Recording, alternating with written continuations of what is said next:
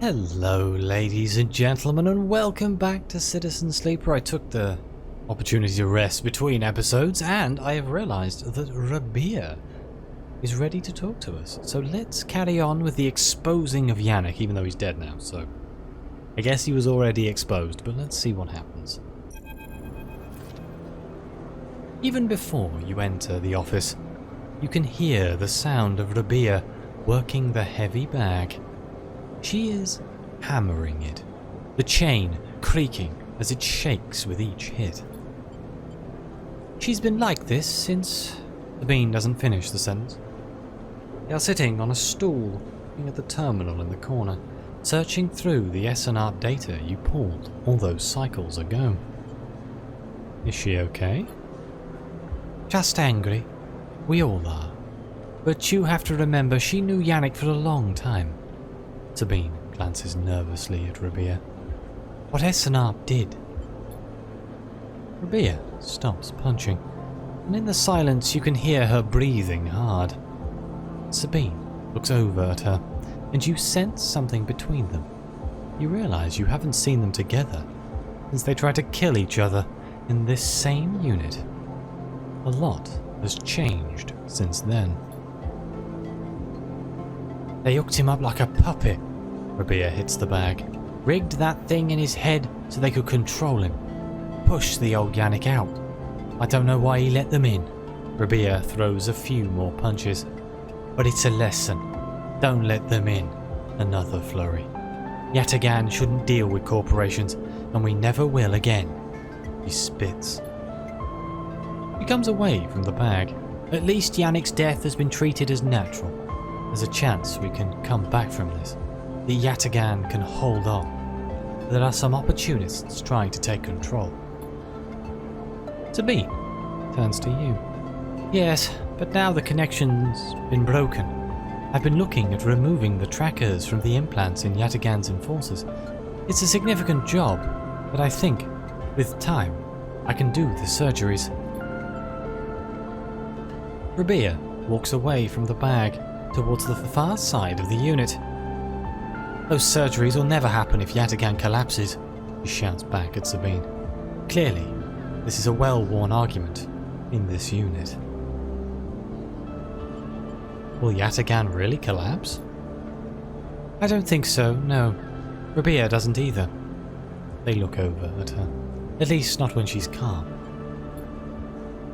What I understand now is that Yatagan can be something, if we want it to be.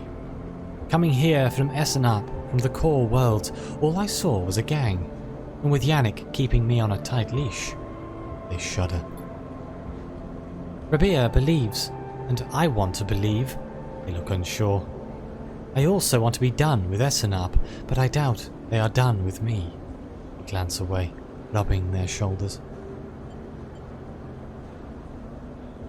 I hope you're right. Me too. They smile. I've been wanting to say, Sabine begins nervously. I'm sorry that I didn't tell you where I came from. I know I've apologized before, but I want to do it again. They pause. Properly. When I leaked the data on the sleeper program, it was to try to help people, like you. They grit their teeth. But after all the cycles here, being pushed down, pushed around, trying to survive, all that got away from me. So when you turned up, they sigh, it shook me up. They run a hand through their hair, but I ended up here, so... They look at Rabia. Oh, of course. They reach into a pocket and take out a handful of vials. These are the last of the case. You can have them. They drop them into your hands. After these last few, I don't know what we can do. With the SNRP connection broken, they look down. But I know there are other ways. Repairs, other pharmaceuticals. I even heard there are some labs out on the Greenway. Perhaps they can help. They meet your eye. I'm sorry I can't do more. Oh, thank you for everything. They look away, their eyes bright with tears. Rabia crosses back to you both and sits beside Sabine. They look at each other, and you can't help but smile at the idea of them together. What are you two plotting? Rabia grins. Sabine laughs, and the sound is a welcome one. You watch the two of them teasing each other and smile. Later, when you leave, you take that handful of vials out of your pocket and look at them. You can still feel that core of anger deep down inside, and you don't know if it will ever leave. But Essenarp doesn't own you anymore. It can't, because this place, these people, own you. They are what makes you get up every cycle. They are what keeps you breathing. You put the vials away and walk through the low end, your senses tuned to every sight, every smell, and every sound, soaking it all in, living. Wait, so this means I can't buy vials anymore? I feel like this could be an issue. Maybe I shouldn't have done that mission, huh? Well, I mean, I can make my own, I guess, and I have 4. So let's be a little bit less blasé with the vials, and maybe make sure we can manufacture our own relatively easily before I start using them willy-nilly. We are starving. Let's go to Emphis. We should get this cheaper now. Yeah, it's 12. Nice. Minus 20%. Let's go. And I think that's everything. We're still waiting for the Flux storyline, obviously. While I'm here, I may as well hack some Heaven Edge data. Since I have the one.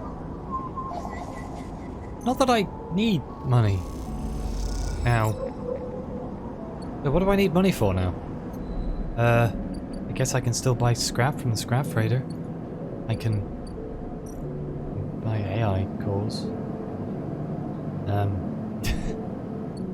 Yeah, I don't know, really. I mean, I mostly needed it for buying stabilizer. And that's an interesting conundrum I find myself in. Let's carry on helping the Ember Step people. We have a 6, so I'm going to throw it in there. Hopefully this will give me +2 to making myself useful. It indeed. I'm going to re-roll this 3 in 1 and hope we get something more than 3 in 1. Ah! You can't make them trade places, game. That's cheating. God's sake. I mean, I guess this 3 is technically a 5.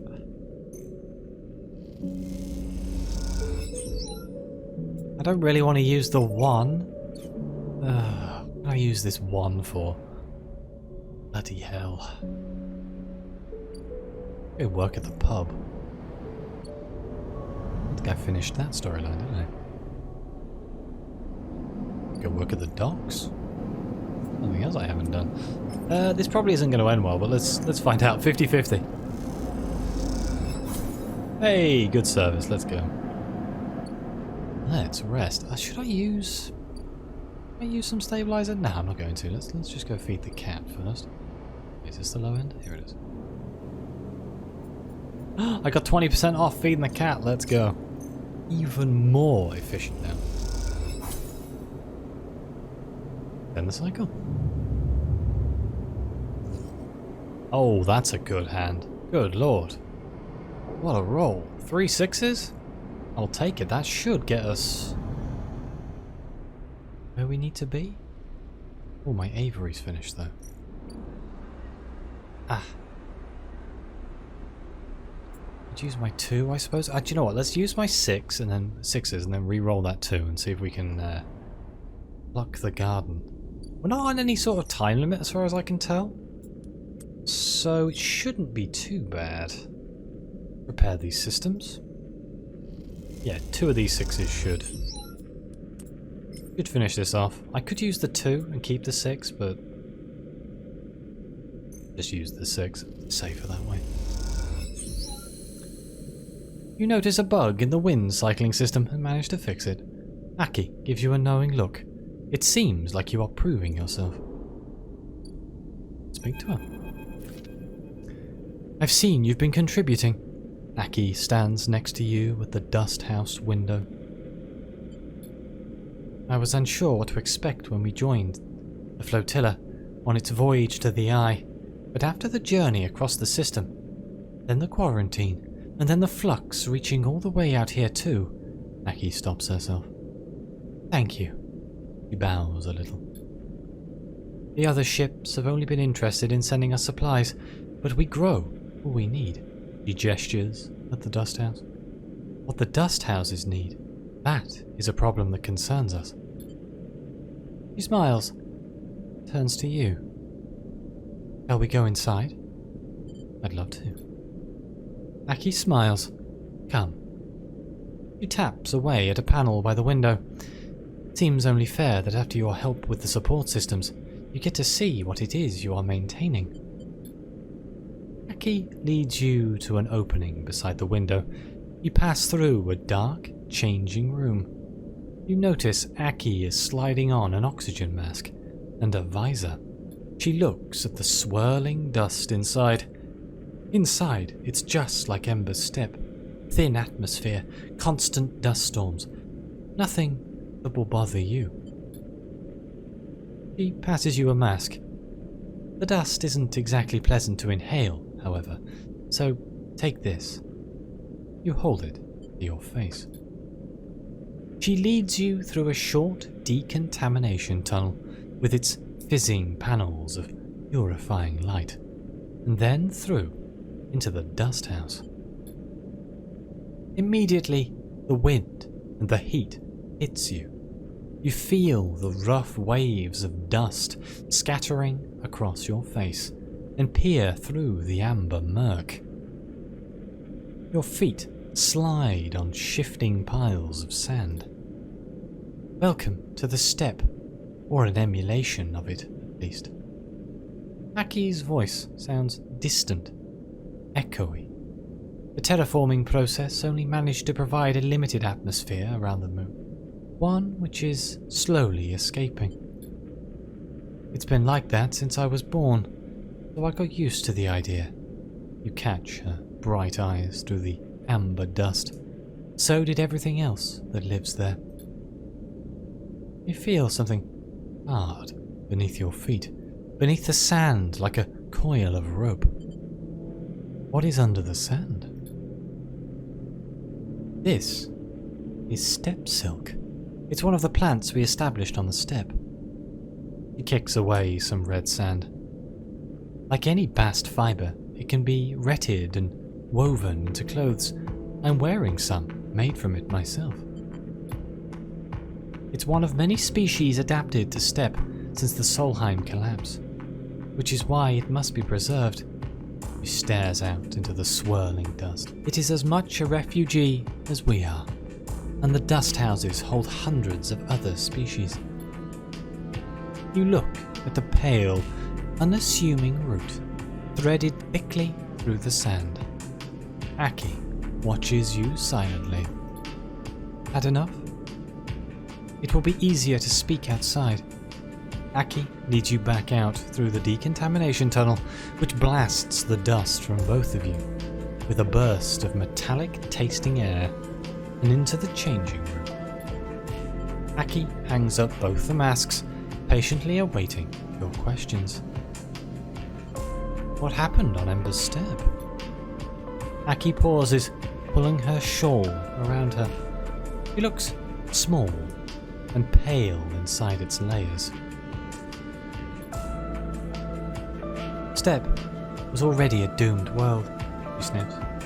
When Solheim gave the terraforming contract to Sibel, they believed they could build an atmosphere, but the moon's erratic orbit made it impossible to maintain. By the time of Solheim's collapse, the atmosphere was already fading, and Sibel's attention was on Ember's hearth. After the collapse, Sibel fell too. Its researchers scattered across the moons, and any central organization lost. Since then, My parents' generation worked tirelessly to survive, to adapt what we had to the failing moon.